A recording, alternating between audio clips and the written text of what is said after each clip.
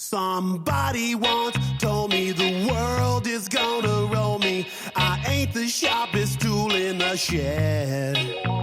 She was looking kind of dumb with her finger and her thumb in the shape of...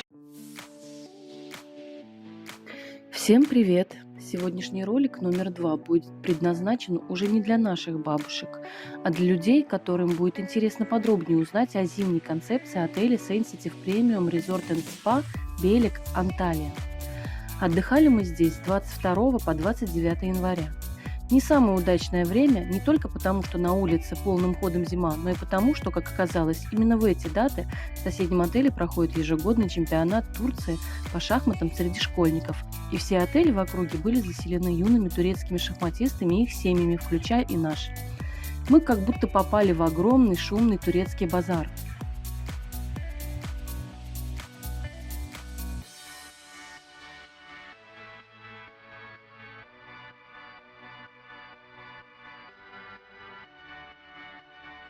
Начну практически с конца. Это анимация. Начну с нее, так как в предыдущем ролике номер 1 я уже задела эту тему, поэтому по ней продолжу.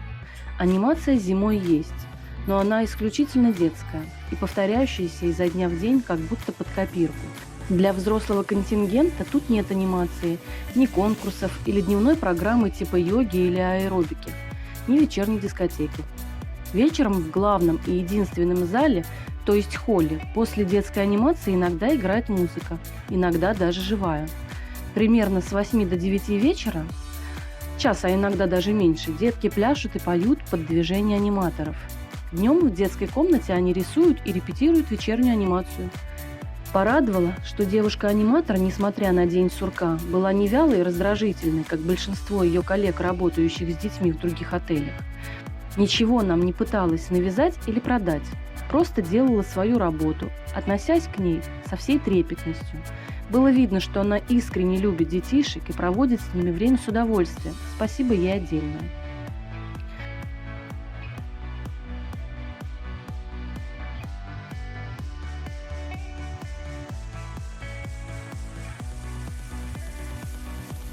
Хочу вообще заметить, что с персоналом в этом отеле все в полном порядке. Воспитанные, вежливые, несмотря на огромное количество детей, которые постоянно чего-то проливали или просыпали на столы в холле, да и под столы, кстати, не меньше.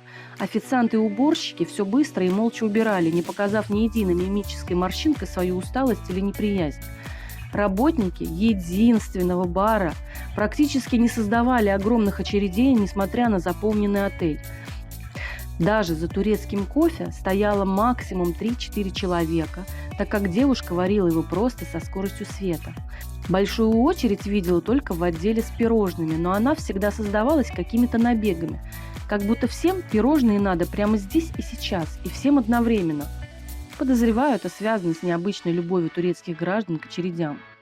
Посмотрев туда же через 10 минут, вы не увидите ни одного человека.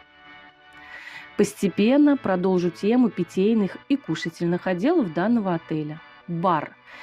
Если не брать в расчет ресторанный, то он в зимней концепции только один, что я уже упоминала ранее. Он же лобби-бар.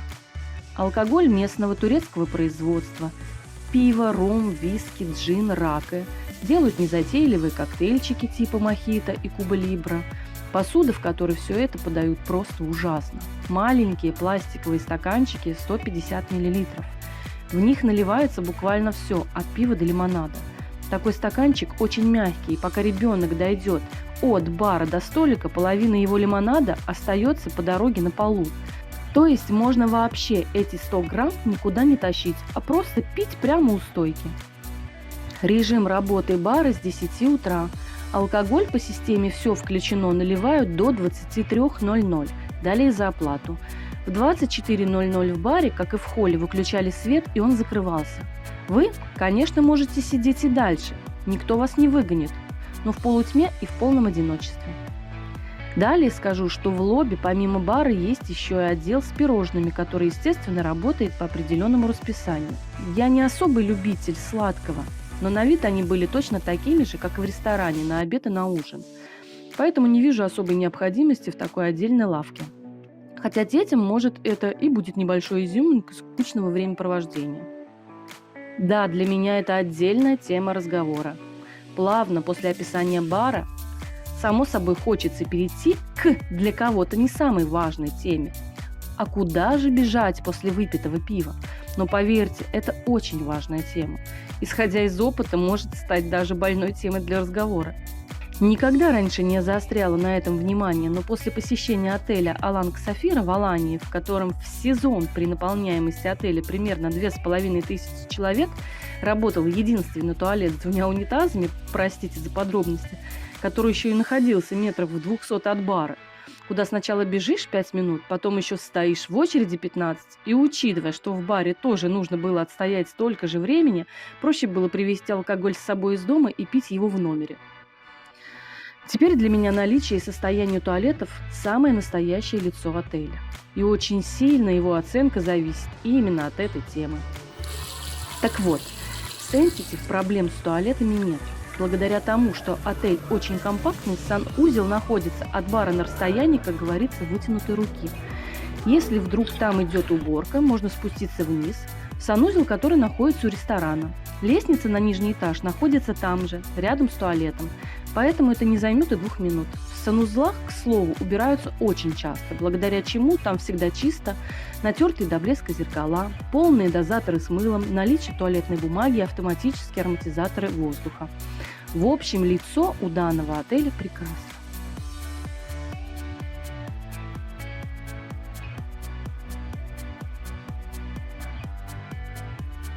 Описывать территорию отеля, находясь в нем в середине зимы, не совсем уместно, но я попытаюсь.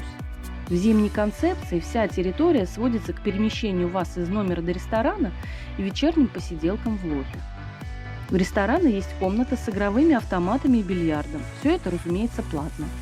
Есть спа с скрытым подогреваемым бассейном, но об этом отдельная тема. Если есть дети, то наш младший полюбил детскую комнату, в которую можно попасть, пройдя через улицу. Я, конечно же, поснимала территорию снаружи, но долго там не погуляешь, так как будьте готовы к температуре воздуха в январе от плюс 10 до 0. При нас там даже шел снег. К слову о температуре воздуха. Невольно задаешься вопросом, а как же одеваться в такую погоду и какую одежду с собой брать? Температура в лобби довольно комфортная.